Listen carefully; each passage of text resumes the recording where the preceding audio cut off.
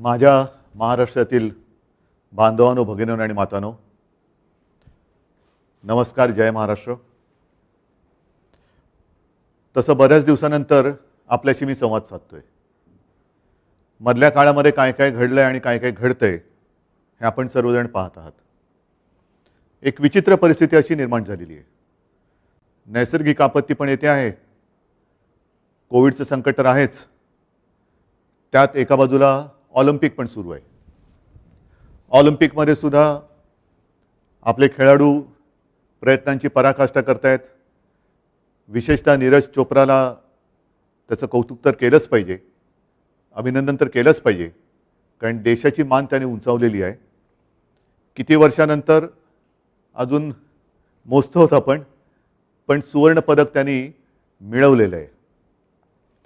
तसं पाहिलं तर सगळेच खेळाडू प्रयत्नांची पराकाष्ठा करतायत आणि हे होतच असतं. एक स्पर्धा म्हटल्यानंतर प्रत्येक वेळेला सुवर्णपदकच मिळतं आणि प्रत्येक वेळेला हार होते असं नाहीच.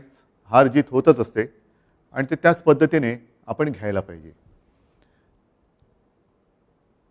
एक 7 दिवसानंतर आपला स्वातंत्र्य दिन येतोय, 15 ऑगस्ट.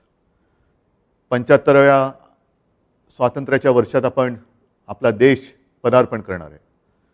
त्याच्या आधीचा सगळा इतिहास, तो संघर्ष, त्याला आता 75 वर्ष होत आली. 15 ऑगस्टला तर शुभेच्छा आपण देऊच, पण 15 ऑगस्ट स्वातंत्र्य दिन म्हटल्यानंतर त्यावेळेला जसं आपण एक इतिहास वाचत असताना जनतेने आपल्या कसा संघर्ष केला, त्यावेळेच्या पिढीने कसं झोकून देऊन आपल्यासाठी स्वातंत्र्य मिळवलं, तो काळ सगळा लक्षात घेऊन त्याच्या नुसत्या आठवणी काढून उपयोग नाही, तर आपण पण एक निश्चय केला पाहिजे. आपल्याला असं वाटलं होतं गेल्या वर्षी की 1 वर्षभरामध्ये कोविडचं संकट नाहीसं होईल. अजून काय जाता जात नाही आहे. कमी जास्त प्रमाणामध्ये या लाटा येत जात आहेत, धडकत आहेत.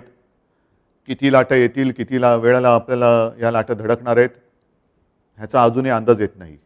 आणि म्हणून मला असं वाटतं की या स्वातंत्र्य दिनाच्या 8 दिवस आधीच मी आपल्याला एक नम्र विनंती करतोय की तो सगळा संघर्ष, त्याच्या नुसत्या आठवणी जागून उपयोग नाही आहे. नाहीतर या अशा संघर्षाला आणि स्वातंत्र्याला काही अर्थ नाही आहे. आपण एक अशी एक जिद्द, आपण एक निश्चय केला पाहिजे, मी म्हणेन प्रतिज्ञा घेतली पाहिजे की जसं त्यावेळेला 150 वर्षाची गुलामगिरी, 150 वर्षाचं पारतंत्र्य आणि इंग्रजांचं राज्य हे आपण उलथवून टाकलं, तशीच ही कोविडची दहशत, कोविडची टांगती तलवार ही सुद्धा आता आपल्याला उलथवून टाकावीच लागेल. तिचा सुद्धा एकदा कायमस्वरूपी निचरा करावाच लागेल. कोविडबद्दल मी नंतर बोलणारच आहे, कारण मला कल्पना आहे की साधारणतः आपल्या सगळ्यांचं लक्ष आहे की मी नेमकं काय काय शिथिल, कुठे बंधनं शिथिल करणार आहे, कुठे अजून निर्बंध ठेवणार आहे, याच्याकडे आपलं लक्ष आहे. त्याच्याबद्दल मी थोडंसं बोलणार आहेच, थोडंसं नाही भरपूर बोलणार आहे. पण तत्पूर्वी ज्या काही नैसर्गिक आपत्तीला आपल्याला तोंड द्यावं लागतंय त्याचा आपण एक थोडासा विचार करण्याची आवश्यकता आहे. पावसाळ्याची सुरुवातच गेल्याही वर्षी आणि याही वर्षी चक्रीवादळाने झाली. गेल्या वर्षी निसर्ग चक्रीवादळ आपल्यावरती धडकलं, यावेळेला ते तोक्ते वादळ, चक्रीवादळ आपल्याला आपल्या किनाऱ्याला स्पर्शून गेलं. हानी करायची तेवढी केलीच त्यांनी. त्याच्यानंतर अचानक जो काही पूर आला, हे सगळे विचित्र होते. काही दिवसांचा, काही महिन्यांचा पाऊस हा एका दिवसात आणि काही तासामध्ये कोसळायला लागलेला आहे. त्याची कारणं आपण काही देऊ शकतो. ढगफुटी झाली, मग तुम्हाला अंदाज नाही का आला? अंदाज होता. वेधशाळेने आपल्याला अंदाज दिला होता की अतिवृष्टी होईल, पण अतिवृष्टी किती होईल ह्याचं परिमाण अजूनही मला नाही वाटत जगामध्ये कोणी मोजू शकलेलं असेल. पाऊस पडला म्हणजे असा काही तुफान पडला आणि पूर, आपली धरणं, आपल्या नद्या ह्या ओसंडून व्हायला लागल्या. मग काही ठिकाणी आपल्याला धरणांची पातळी कमी करायला विसर्ग करावा लागला पाण्याचा. मग ते सोडलेलं पाणी खाली सांगली, कोल्हापूर, तिथल्या नद्या फुगल्या, तिथल्या गावात गेलं, शहरात गेलं. इकडे वशिष्ठी, सावित्री या सगळ्या नद्यांना पूर आला. मग चिपळूण पाण्याखाली गेलं, महाड पाण्याखाली गेलं. एक गोष्ट मला आपल्याला आवर्जून सांगायची की आता हे दरवर्षीचं संकट आणि त्यातून येणारी आपत्ती, त्यातल्या त्यात अतिवृष्टीचा इशारा मिळाल्यानंतर आपल्या प्रशासनाने मी म्हणेन खरंच कौतुकास्पद काम केलं. जवळपास नाही म्हटलं तरी 4.5 लाख आपल्या नागरिकांना, माता बांधवांना त्यांनी सुरक्षित स्थळी नेलं. म्हणजे जिथे जिथे आपल्याला असं वाटलं होतं की इकडे पाणी येणार आणि आलं, जर का या नागरिकांना आपण वेळेत हलवलं नसतं, तुम्हीच विचार करा, 4,37,000 आणि काही अशा नागरिकांना आपण वेळेमध्ये स्थलांतर केलं नसतं तर काय आक्रीत घडलं असतं. आपण त्यांची जीवितहानी होऊ दिली नाही, हे एक थोडं समाधानाची बाब नक्कीच आहे. मात्र ज्या दरडी कोसळल्या त्याच्यामध्ये आपले रस्ते तर खचून गेलेच. काही ठिकाणी मी बघितलं पन्हाळ्याच्या इथे वगैरे रस्ते खचलेत, घाट खचलेले आहेत. आणि दरडी कोसळून गावाच्या गावं, रायगडमध्ये मी गेलो होतो, तळेगाव बघितलं, म्हणजे तिकडे गाव होतं याची नामोनिशाणी कुठे शिल्लक नव्हती. संपूर्ण चिखल चिखल चिखल, चिखलाचे सगळे डोंगर आणि त्याच्याखाली आपले, म्हणजे त्या घटनेच्या आधीपर्यंत आपल्यासारखे जिथे जागते आपले बांधव, माता भगिनी ह्या गाडल्या गेल्या होत्या. त्याच्यामध्ये जीवितहानी फार मोठी झाली. या अशा काही दरडी कोसळल्या, त्याच्यामध्ये जीवितहानी फार मोठी झाली. आता ह्या दरडी कोसळण्याचं प्रमाण हे वाढायला लागलेलं आहे, पूर येण्याचं प्रमाण हे वाढायला लागलेलं आहे. एक 2-4 दिवसापूर्वी सिक्कीमचे मुख्यमंत्री माझ्या भेटीला आले होते आणि बोलता बोलता त्यांनी सुद्धा हेच सांगितलं की सिक्कीममध्ये सुद्धा दरडी कोसळण्याचे प्रकार आता वाढायला लागलेले आहेत. हे सगळं आता वेगळं वेगळं काहीतरी संकट आता आपल्या अंगावरती यायला लागलेलं आहे. असे एक म्हणतात की ग्लोबल वॉर्मिंगमुळे आईसबर्ग म्हणजे ज्या हिमनग हे आता वितळणार आणि वितळायला लागले, त्याच्यामुळे पाण्याची पातळी वाढेल. पण त्याचबरोबरीने आपण हा विचार नाही केला की आपण मग ते कोणतेही काम असेल, विकास कामं म्हणा, आणि विकास कामं नाही म्हटली तरी एक डोंगराचं आयुष्य म्हणा, ह्याचं मोजमाप केलेलं नाही आहे. मग या दरडी कोसळायला लागलेल्या आहेत. काही धोकाग्रस्त, दरडग्रस्त होऊ शकतील अशा काही वसाहती आहेत. आपल्याला आता कायमस्वरूपी विचार करावा लागणार आहे. म्हणून मी तिथे जेव्हा गेलो होतो, एक साधारणतः अशी एक परंपरा आहे, नाहीतर अशी एक पद्धत आहे की मुख्यमंत्री आल्यानंतर एका पॅकेजची घोषणा करतात. मी स्पष्टपणाने म्हटलं होतं, मी आल्याबरोबर ती पॅकेजची घोषणा करणार नाही, परंतु कोणालाही वाऱ्यावरती सोडणार नाही. आणि त्याप्रमाणे जे मी बोललो होतो, आल्यानंतर मंत्रिमंडळाची बैठक झाली, उपमुख्यमंत्री होते, सगळे मंत्रिमंडळातील सहकारी होते, त्यांनीसुद्धा ह्या पूरग्रस्त आणि आपत्तीग्रस्त विभागाचा दौरा केला होता. आज देखील अनेक मंत्री, जे पालकमंत्री आहेत, हे तिथे तिथे त्या त्या जिल्ह्यामध्ये या आपत्तीग्रस्तांच्या मदतीला आणि सहाय्यासाठी तिथे हजर आहेत. आम्ही एक आढावा घेतला काय करता येईल, कारण घरदारं तर वाहून गेली होती, घरादारामध्ये, दुकानांमध्ये चिखल झाला होता. आणि हा सगळा विचार केल्यानंतर तात्काळ आणि कायमस्वरूपी यासाठी 11,500 कोटी हा निधी, 11,500 कोटी रुपयांचा निधी आपण त्याच्यासाठी मंजूर केलेला आहे. वाटप सुरू झालेलं आहे. तात्काळ मदत आणि ज्याला आपण लॉंग टर्म म्हणतो अशा उपाययोजना याच्यावरती विचार करून आपण ते आता करणार आहोत. आजपर्यंत ही काय पहिली वेळ नाही आहे की अशी संकटं यापूर्वी आलीच नव्हती, आली होती. आल्यानंतर आपण साधारणतः काय करतो की तज्ज्ञांची एक समिती नेमतो. ती तज्ज्ञांची समिती अभ्यास करते, अहवाल सादर करते. अहवाल आल्यानंतर मग मात्र त्याची अंमलबजावणी होत नाही.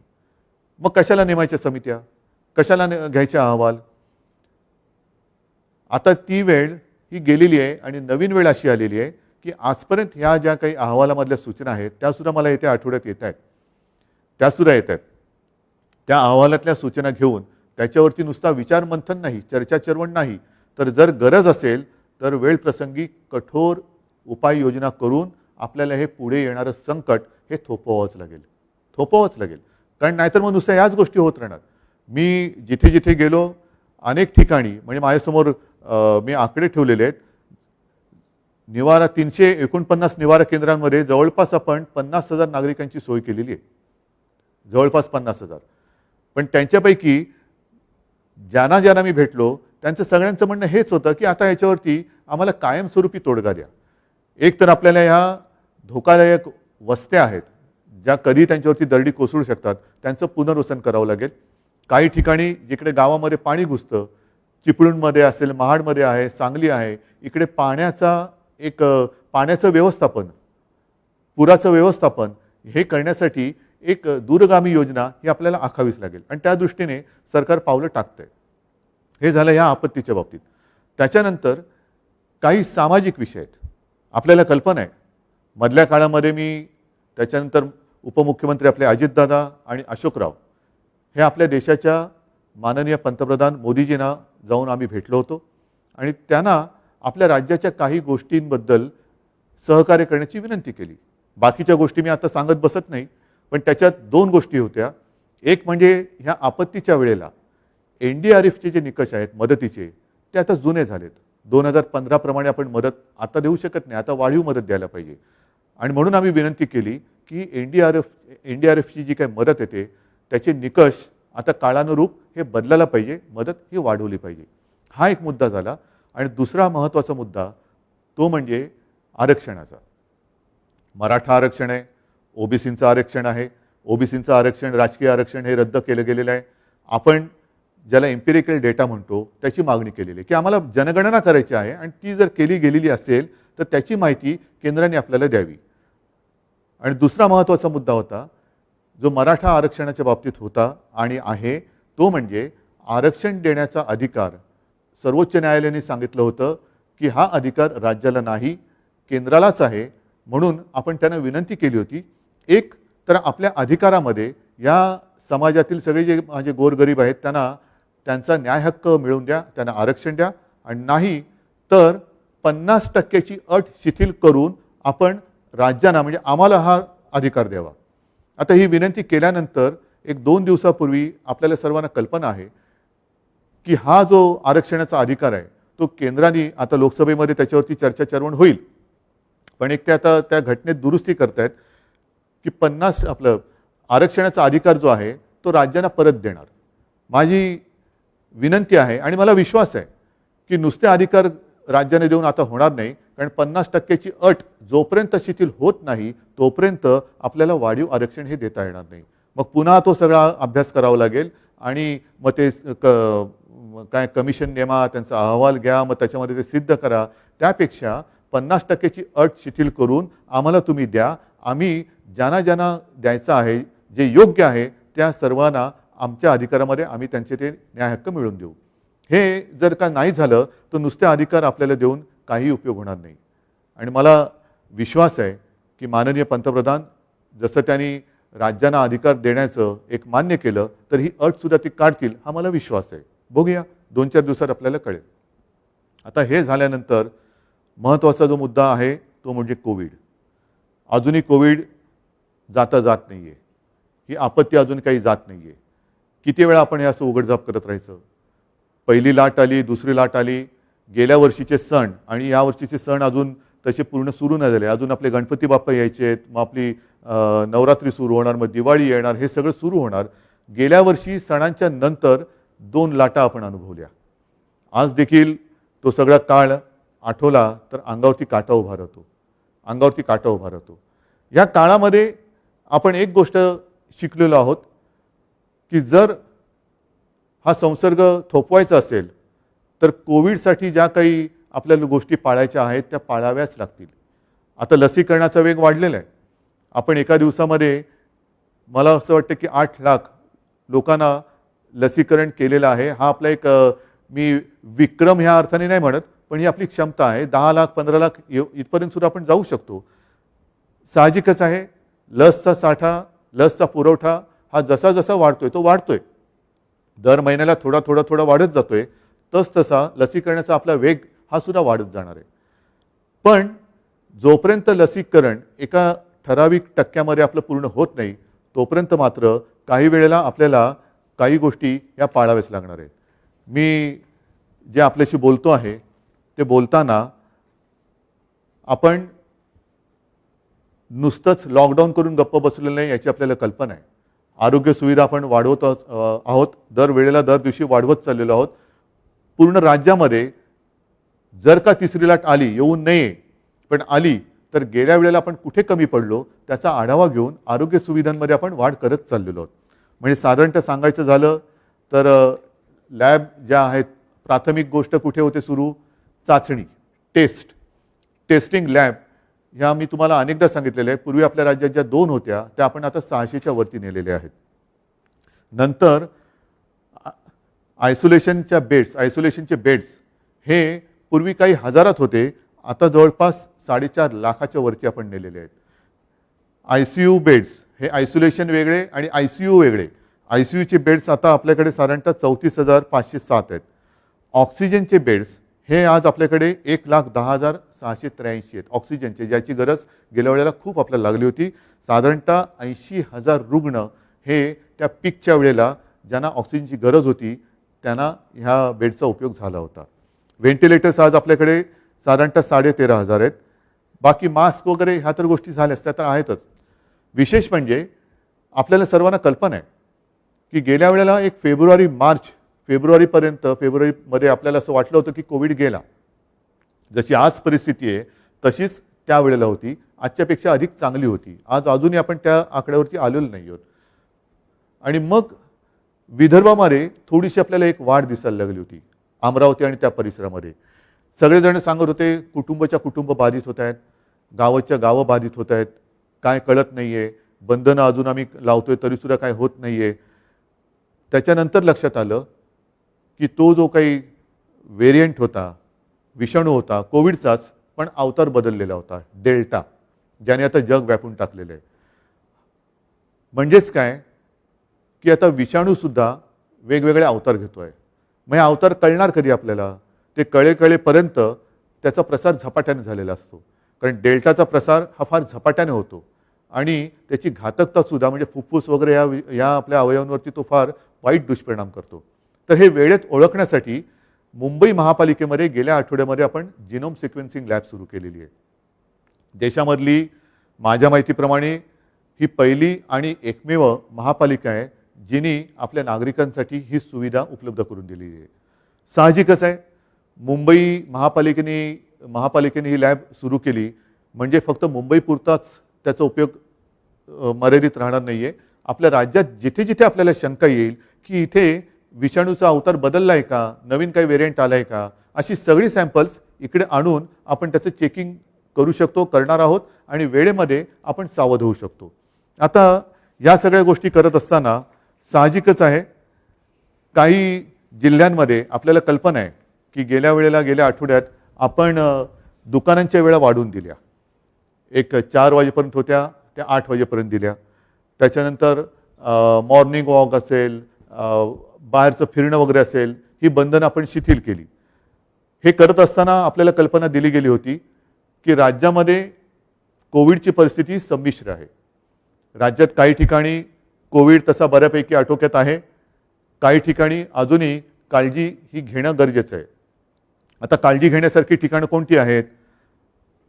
तर साधारणतः विशेष म्हणजे आता जिथे पूर येऊन गेला हे 6 जिल्हे म्हणजे सिंधुदुर्ग, रत्नागिरी, रायगड, सातारा, सांगली, कोल्हापूर हे पूर येण्याच्या आधीसुद्धा थोडीशी चिंताजनक तिकडे गोष्ट होती की कोविड रुग्ण हे कमी होत नव्हते. आता सुदैवाने आपण तिकडे टेस्टिंग वगैरे सगळं वाढवल्यानंतर पूर्णपणे लक्ष ठेवून आहोत की पूरग्रस्त भागामध्ये पाण्याच्या अनुषंगाने जे काही रोगराई येऊ शकते ती येऊ नये आणि कोविड तिकडे वाढू नये. मात्र जे जिल्हे अजूनही थोडेसे काळजी करण्यासारखे आहेत, मी जिल्हे म्हणतो, याच्यामध्ये शहर आणि ग्रामीण भागात थोडासा वेगळा होऊ शकतो आणि ग्रामीण भाग आणि शहर असं वेगळं केल्यानंतर जिथे आपल्याला काळजी वाटते त्या जिल्ह्यात शहरी भाग जर का कमी वाढीचा असेल तर तिकडे आपण काही शिथिलता देऊ शकतो. तशी काही शिथिलता आपण दिलेली आहे, उद्यापासून सुद्धा काही ठिकाणी देतो आहोत. ही देत असताना जिथे मात्र काळजी करण्याची गरज आहे तिथे आपल्याला बंधने पाळावीच लागणार आहेत. हे जिल्हे कोणते आहेत?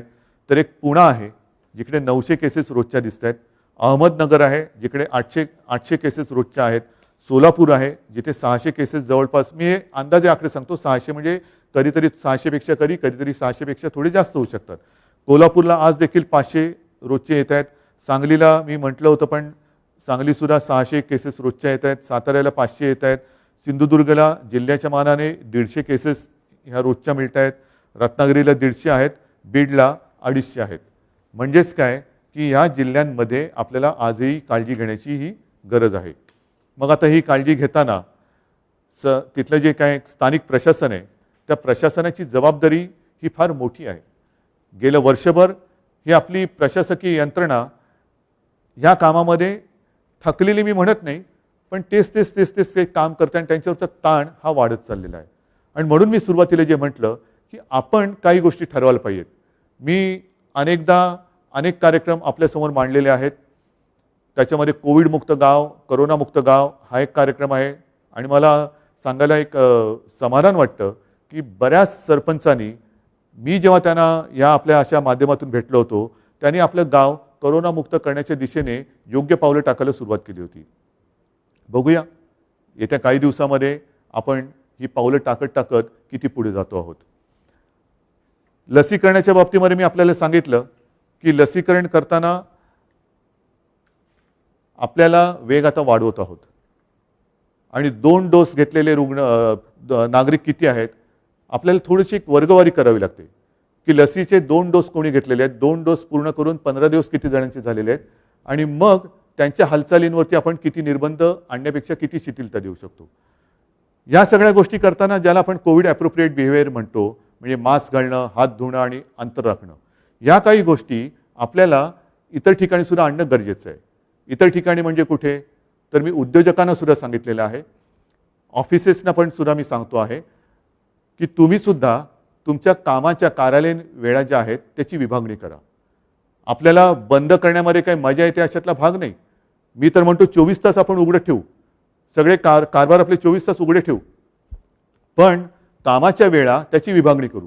गर्दी टाळा. गर्दी झाली तर रुग्णवाढ होण्याचा संभव असतो.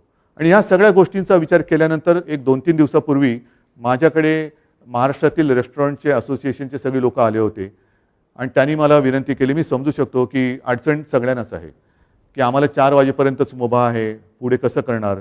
मी त्यांच्याशी बोललो, त्यांनी सुद्धा खूप चांगलं सहकार्य करण्याचं एक मान्य केलं.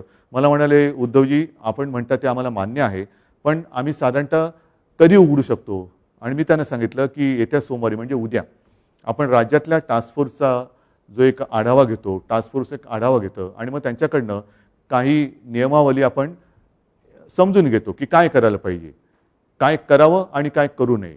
आणि तसं ते केल्यानंतर आपण रेस्टॉरंट्स आहेत, मॉल्स आहेत, मग आपली प्रार्थना स्थळं आहेत, हे एक टप्प्याने आपण सुरू करत जाणार आहोत. मात्र ह्याला नाही म्हटलं तर एक 8-10 दिवस लागणार आहेत. मला कल्पना आहे की सगळ्यांचा संयम आता तसा थोडा तुटत आलेला आहे, पण संयम तोडू नका. कारण हाच एक धोक्याचा क्षण असतो की ज्या वेळेला आपल्याला वाटतं की आता कोविड गेला, आता उघडायला काय हरकत आहे. काही जण हे उघडा ते उघडा, मी मागे सुद्धा बोललेलो आहे, थोडंसं एक काही आपल्या समाजातील घटकांना भडकवण्याचा प्रयत्न करतात. पण मी महाराष्ट्रातल्या जनतेला खरंच धन्यवाद देतो, मनापासून धन्यवाद देतो की अशा सगळ्या उचापत्याकारांना आपण बळी न पडता जे सरकार सांगते ते आपण ऐकत आहात. आणि म्हणूनच महाराष्ट्राचं कौतुक आज जागतिक पातळीवरती होते. मुंबई मॉडेलचं कौतुक आज जागतिक पातळीवरती होते की यांनी कोविडवरती कसं नियंत्रण आणलं. कौतुक आमचं होतंय, पण हे कौतुकाचे मानकरी माझ्या महाराष्ट्रातील नागरिक आहेत. आणि म्हणून हे सगळं श्रेय जे काय आहे, मध्ये एक सर्वे घेतला गेला आणि त्याच्यामध्ये नंबर 1 मुख्यमंत्री, देशामध्ये नंबर 1 मुख्यमंत्री, महाराष्ट्राचे मुख्यमंत्री उद्धव ठाकरे. म्हटलं मी नम्रपणाने सांगतो की हे श्रेय माझं नाही, मी नुसता निमित्त मात्र आहे. मी सांगतोय, आपण ऐकत आहात, कारण आपल्याला कल्पना आहे की मी ज्या ज्या काही गोष्टी सांगतोय त्या आपल्या हिताच्या आहेत. अनेक जण आपल्याला कल्पना आहे की आपल्या जवळचे आप्तस्वकीय मित्रमंडळी ही कालच्या कोविडच्या लाटेमध्ये आपल्याला सोडून गेलेली आहेत. हे सगळं कोविडचं थैमान आपण पाहिलेलं आहे. देशामध्ये काय झालं, इतर देशामध्ये काय झालेलं, हे टीव्हीवरती आपण पाहिलेलं आहे. आपल्याकडे ते कोणत्याही परिस्थितीत होऊन द्यायचं नाही आहे. ऑक्सिजन, त्या ऑक्सिजनला सुद्धा एक मर्यादा आहे. आपल्याकडे आज सुद्धा राज्यामध्ये आपण किती प्रयत्न केला तरी देखील एक साधारणतः 1300-1350 मेट्रिक टन दर दिवशी एवढंच आपण मजल गाठू शकलेलो आहोत. याचं कारण असं की ऑक्सिजनचे प्लांट्स लावायला सुद्धा काही वेळेला बाहेरून यंत्रसामुग्री आणावी लागते आणि ती आणून ती लावणं ह्याच्यामध्ये काही दिवस जातात. मी मागेही आपल्याला सांगितलं होतं की गेल्या वेळेला साधारणतः 1700-1800 मेट्रिक टन दर दिवशी आपल्याला ऑक्सिजन लागत होता. 80,000च्या आसपास रुग्ण हे ऑक्सिजनची आवश्यकता असलेले आपल्या रुग्णालयामध्ये उपचार घेत होते. आणि म्हणून आपण आता असं ठरवलेलं आहे की काही शिथिलता आपण आता देत आहोत, बंधनं शिथिल करायला सुरुवात करत आहोत. परंतु एक साधारणतः तिसरी लाट जर का आलीच, कारण केरळामध्ये आता रुग्णवाढ दिसायला लागलेली आहे, इतर देशांमध्ये आता रुग्णवाढ दिसायला लागलेली आहे, तर रुग्णवाढ जर का व्हायला लागली तर रुग्णवाढीचा वेग लक्षात घेऊन साधारणतः आपल्याकडे जी ऑक्सिजनच्या बेडची एक संख्या आहे ती आपण किती दिवसात गाठू शकू ह्याचा एक अंदाज घ्यायचा आणि मग तितके दिवस आधी लॉकडाऊन करायचा. आपल्याला हे करावं लागेल. जर का आपण ह्या काही गोष्टी पाळल्या नाहीत, सार्वजनिक ठिकाणी मास्क घातला नाही, हात धुतले नाहीत, अंतर ठेवलं नाही, तर एक लक्षात घ्या, कोविड अजून गेलेला नाही. हा कोविड आजही आपल्या अवतीभोवती फिरतो आहे आणि त्याला आमंत्रण दिलं जाईल असं काही करू नका. असं काही करू नका. आपल्या हातामध्ये आहे. आपण कोविडची तिसरी लाट, तिसरं आक्रमण हे कसं थोपवू शकतो ते आपल्या हातामध्ये. आणि ह्या सगळ्या गोष्टी आपल्याला सांगितल्यानंतर आज मी आपल्याला एक आपुलकीच्या याने सांगतो आहे की काही ठिकाणी आपण शिथिलता आणतो आहोत. जसं एक मुंबईचा विचार केल्यानंतर मुंबईमध्ये लोकल प्रवास कधी सुरू करणार, तर लोकल प्रवास आपण सुरू करतो आहोत आपल्या स्वातंत्र्य दिनापासून, 15 ऑगस्टपासून. 15 ऑगस्टपासून लोकल माझ्या मुंबईतल्या नागरिकांना तिचा उपयोग करता येईल. मात्र तो करताना पहिल्या टप्प्यामध्ये ज्यांनी लसीचे दोन्ही डोस घेतलेले आहेत आणि लसीचे दोन्ही डोस घेऊन ज्यांना 14 दिवस झालेले आहेत त्यांच्यासाठी पहिली आपण ही मुभा देतो आहोत. मी 15 ऑगस्ट का म्हणतो आहे, उद्यापासून का म्हणत नाही आहे, तर ते एवढ्यासाठी की आपण ह्या सगळ्या लसीकरण केलेल्या नागरिकांसाठी एक ॲप तयार केलेलं आहे. त्या ॲपवरती ॲपसुद्धा लवकर म्हणजे आज उद्यातच त्याची माहिती आपल्यापर्यंत पोहोचेल. त्या ॲपवरती आपण ॲप्लिकेशन एक अप्लाय करायचा की मी दोन्ही लस घेतलेला व्यक्ती आहे, लस घेतल्यानंतर मला एवढे दिवस झालेले, माझा हा बारकोड क्रमांक अमुक आहे आणि तो केल्यानंतर आपल्याला एक पास मिळेल. काही जण म्हणतील हे ठीक आहे, पण ज्यांच्याकडे फोन नाही त्यांना काय, त्यांच्यासाठी सुद्धा आपण मुंबईतील महापालिकेच्या विभागीय कार्यालयामध्ये ऑफलाईन सिस्टीमने हे पास देणार आहोत. आज साधारणतः मुंबईमध्ये जवळपास 19 लाख नागरिक असे आहेत की ज्यांचे लसीचे दोन्ही डोस झालेले आहेत आणि त्यांना डोस घेऊन 14 दिवस हे झालेले आहेत. म्हणजे पहिल्या टप्प्यात आपण आज 19 लाख लोक आपल्याकडे आहेत. 15 ऑगस्टपर्यंत दर दिवशी ह्याच्यात वाढ होत जाणार आहे. आणि मग एकदा का आपण ही सवय लावली, आपल्याकडे सगळ्यांकडे पासेस आले का मग साहजिकच आहे आपण रेस्टॉरंट असतील, मॉल्स असतील, ह्या सगळ्या गोष्टी ह्या टप्प्याटप्प्याने आपण उघड्या करू शकतो. म्हणून मला असं वाटतं की आधी ज्यांचं तळहातावरती पोट आहे अशा माझ्या नागरिकांसाठी आपण 15 ऑगस्टपासून लोकलचा प्रवास त्यांना सुरू करायला देतो आहोत. परंतु 15 तारखेपर्यंत ह्या ॲपवरती म्हणा, नाहीतर आपल्या महापालिकेच्या विभागीय कार्यालयात जाऊन आपण ते पासेस घ्यावे, कार्ड घ्यावं, ही माझी आपल्याला नम्र विनंती आहे. ही जशी मी त्यांना विनंती करतोय तशीच विनंती संपूर्ण राज्यातल्या ऑफिसेस त्यांनासुद्धा करतो आहे. मी अनेकदा बोललेलो आहे की आपण आपल्या कार्यालयीन कामाच्या वेळा ह्या विभागून घ्या. 24 तास आपलं ऑफिस आपण सुरू ठेवू शकाल जर आपण कामाच्या वेळांची विभागणी केली तर. एका वेळेला गर्दी करू नका. कामाच्या वेळा ज्यांना वर्क फ्रॉम होम शक्य असेल ते वर्क फ्रॉम होम करतील आणि ज्यांना आवश्यक आहे ती लोक कार्यालयात हजर राहून काम करतील. तसंच उद्योजकांना सुद्धा मी सांगितलेलं आहे की आपण जशी आम्ही फील्ड हॉस्पिटल्स उभी केलेली आहेत तशीच आपण हॉस्पिटल्स नव्हे तर आपल्या कर्मचाऱ्यांसाठी निवासाची सोय एकतर आपल्या कॅम्पसमध्ये करा आणि कॅम्पसमध्ये नसेल तर आजूबाजूला कुठेही जर का जागा असेल तर सरकार आपल्याला मदत करेल. तात्पुरती निवासाची सोय आपण तिकडे करू शकतो की जेणेकरून उद्या वेळ येणार नाही, वेळ येऊ नये, पण पुन्हा निर्बंध लावायची वेळ आलीच तर हे कर्मचारी त्यांच्या गावात त्यांना जाण्याची आवश्यकता लागणार नाही. ते त्यांच्या त्या निवासातून आपल्या कारखान्यात येऊ शकतील आणि आपलं अर्थचक्र चालू राहील. तर ह्या काही गोष्टी आपल्याला ह्या कराव्या लागतील. आम्हाला सुद्धा कल्पना आहे आणि कोणालाही असा आनंद वाटत नाही की सगळ्यांना प्रत्येक वेळेला बंधनामध्ये ठेवायचं. बाकीच्या बऱ्याच गोष्टी आहेत पण सगळ्या गोष्टी मी काही आता आपल्याला सांगत बसणार नाही. पुन्हा एकदा सगळ्यांना नम्र विनंती करतो आहे की अजूनही संकट टळलेलं नाही. सणासुदीचे दिवस अजूनही आपले पुढे आहेत. या दिवशीसुद्धा गर्दी होणार नाही ह्याचीसुद्धा आपल्याला एक काळजी घ्यावी लागणार आहे. आणि हॉटेल, रेस्टॉरंट्स, मॉल्स, प्रार्थनास्थळं यांच्याबाबतचा निर्णय हा उद्या टास्क फोर्सची मीटिंग जी होणार आहे त्याच्यामध्ये चर्चेला जाऊन तो सुद्धा आपण लवकर जाहीर करू. स्वातंत्र्य दिन 8 दिवसावरती आलेला आहे.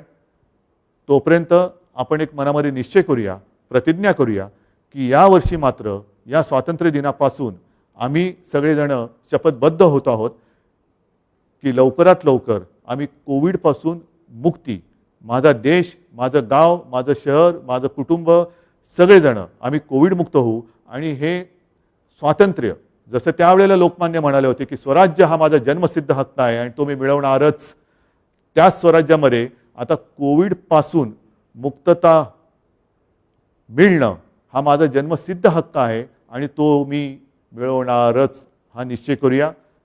पुन्हा एकदा सगळ्यांना धन्यवाद देतो, शुभेच्छा देतो. जय हिंद, जय महाराष्ट्र.